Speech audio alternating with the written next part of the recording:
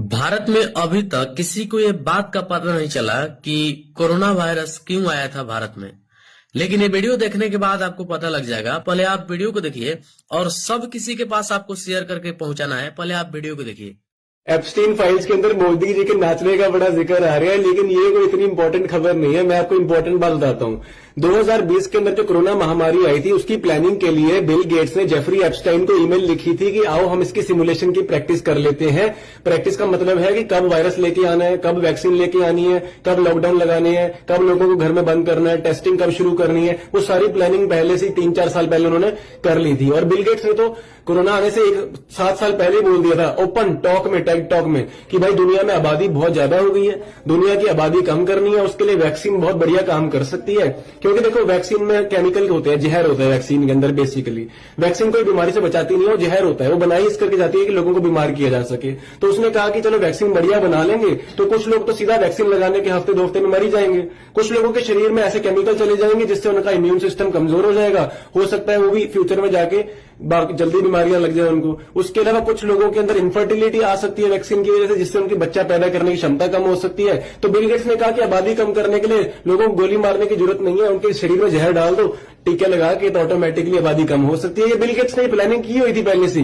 तो उसके लिए उसने एंथनी फाउची को 2017 में बता दिया, एप्स्टीन को भी बता दिया, वर्ल्ड हेल्थ ऑर्गेनाइजेशन को फंडिंग दे रखी है बिल गेट्स ने। और bill and Melinda Gates foundation तो वैक्सीन बनाती ही है, तो और मोदी जी को भी शामिल कर लिया बीच में इन्होंने। तो ये सारे देश के जितने भी वर्ल्ड लीडर्स थे मोस्टली, और बिल गेट्स, इन सब ने मिलकर वो कोरोना के पूरा महामारी की प्लानिंग कर ली थी कि भाई लोगों के शरीर में हमने केमिकल डलवाने हैं, उसके लिए वायरस का नाटक कब शुरू करना है, कब लॉकडाउन लेके आना है, लोगों को डराना है, पूरे दिन रात उनको कोरोना की मौतें दिखा दिखा के उनके दिमाग में स्ट्रेस डालना है, मौत का भय दिखाना है। और जो हॉस्पिटल जाए उसको बस ऐसी दवाइयां दो, रेमडेसिविर, एक्सपेरिमेंटल ड्रग्स, और जल्दी से वेंटिलेटर पर डालो ताकि जल्दी ऊपर जाए। जितने केस बढ़ेंगे कोरोना के, उतना डर का माहौल बढ़ेगा, उतनी जल्दी लोग इंजेक्शन लगाएंगे और हमारा मनोरथ पूरा हो जाएगा। दुनिया की आबादी कम हो जाएगी, दुनिया में कम लोग होंगे तो सुख शांति हो सकती है। ये बिल गेट्स का मानना है। तो बिल गेट्स ने ये प्लानिंग की थी। ये इंपॉर्टेंट खबर मैं आपको देना चाहता था कि भाई अपनी जानकारी में मोदी जी का नाच का आपने क्या करना है। आप इंपॉर्टेंट इन्फॉर्मेशन लो जिससे आप अपने परिवार को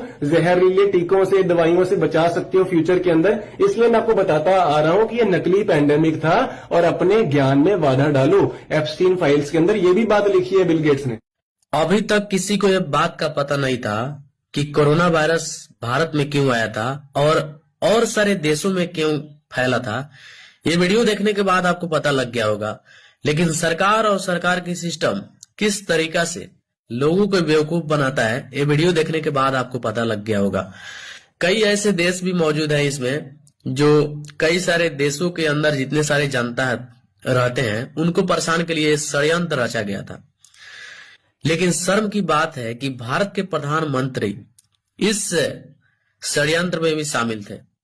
लेकिन कोरोना वायरस भारत में जब आया, उसके आने से कई सारे लोग ऐसे भी दुनिया छोड़कर चले गए जिनके पास रहने के लिए घर नहीं था, जिनको खाना खाने के लिए पैसे नहीं थे, और कई सारे ऐसे भी घरे मौजूद था भारत में जो बिना वजह का तबाह हो गया। भारत में सबसे ज्यादा इफेक्ट पड़ा कोरोना वायरस के कारण। लेकिन भारत के प्रधानमंत्री जिस प्रकार से लोगों को गुमराह किए हैं और जनता के साथ अन्याय किए हैं, इसका पाप कौन भोगेगा, ये भी बात का पता आप ही कमेंट करके जरूर बताइएगा।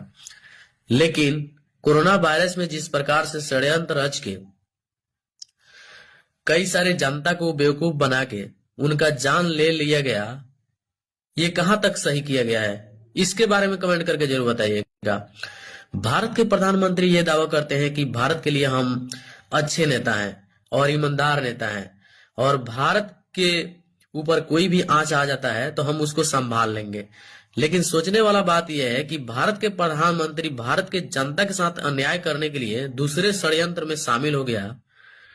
ये बहुत ही शर्म की बात है, बहुत ही दुख और दया नहीं आता है प्रधानमंत्री के ऊपर। ये सोचने वाला बात है। ये वीडियो को सब तक शेयर करके आप जरूर पहुंचेगा, आपसे रिक्वेस्ट है। ऐसा षड्यंत्र रचने वाला भारत के प्रधानमंत्री किसी देश के हिस्से में जाके शामिल हो जाता है और अपने देश की जनता के लिए इतना घोर और पाप के लिए अन्याय सोचता है, ये बहुत ही दुखदायक है।